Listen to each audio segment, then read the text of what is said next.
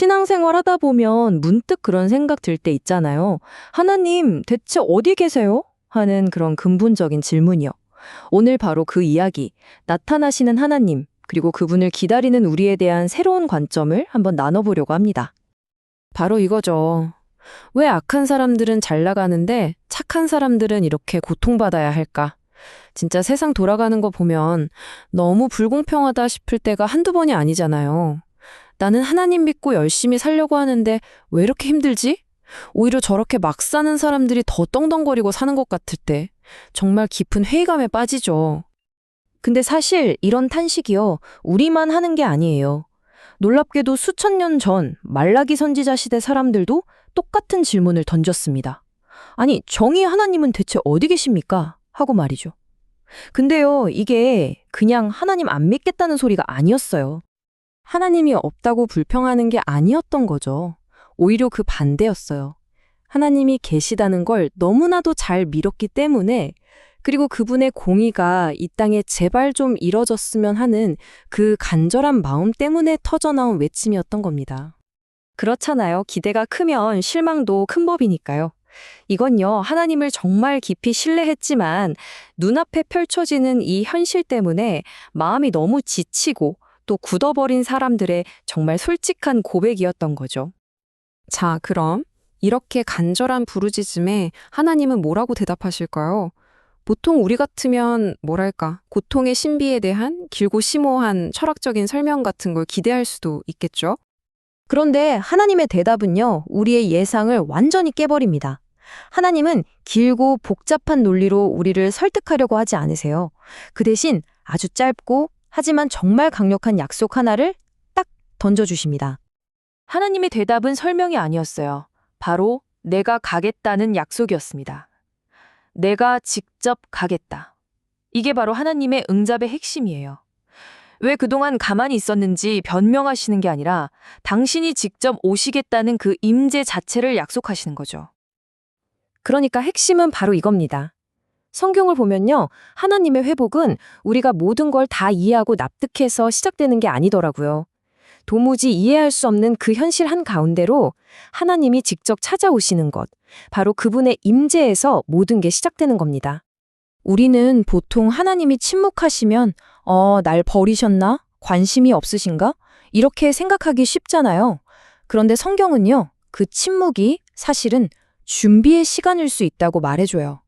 하나님이 아무것도 안 하시는 게 아니라 우리에게 오시기 위해서 길을 만들고 계신다는 거죠. 어떻게 보면 그것이야말로 우리를 위한 은혜의 과정인 셈입니다. 자, 그럼 하나님이 오시겠다고 약속하셨는데 과연 어디로 오실까요? 좀 놀랍게도요, 그분의 첫 번째 목적지는 부패한 정치판이라든지 불의가 넘쳐나는 거리 같은 곳이 아니었어요. 성경은 그의 성전에 임하실 것이라고 분명히 말합니다. 이게 정말 중요한 포인트인데요. 하나님의 개혁은 바깥 세상이 아니라 바로 그분의 백성 공동체 안에서, 그러니까 예배의 중심에서부터 시작된다는 걸 보여주는 거죠. 그때 당시에도요, 성전은 멀쩡히 서 있었고 제사도 꼬박꼬박 드렸어요. 문제는 예배가 없었던 게 아니라 그 예배의 알맹이가 쏙 빠져버렸다는 거였죠. 텅 빈 껍데기만 남은 거예요. 하나님은 그냥 예배라는 형식 안에 갇혀버린 신세가 된 거죠. 그래서 하나님의 오심은 우리에게 한편으로는 큰 위로가 되지만 동시에 엄청난 도전이 되기도 합니다. 왜냐하면 하나님이 오신다는 건 우리를 버리지 않으셨구나 하는 확실한 증거이기도 하지만 동시에 우리의 숨겨진 모습, 우리의 예배가 그분 앞에 적나라하게 드러난다는 뜻이기도 하니까요. 그럼 하나님은 오셔서 도대체 뭘 하시는 걸까요?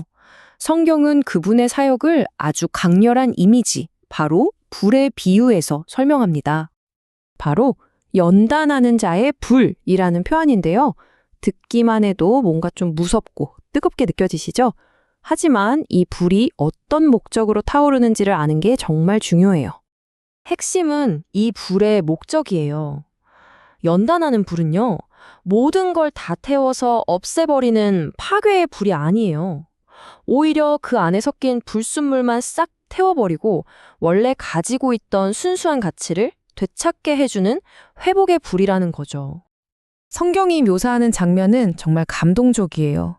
금이나 은을 재련하는 사람이 그걸 불 속에 던져놓고 딴 데 가버리는 게 아니에요. 그는 그 앞에 앉아서 모든 과정을 처음부터 끝까지 지켜봅니다. 바로 이게 하나님의 세심함과 인내, 그리고 집중을 보여주는 거죠. 모든 불순물이 다 사라지고 가장 순수한 모습이 드러날 때까지 절대로 그 자리를 뜨지 않으신다는 뜻이에요.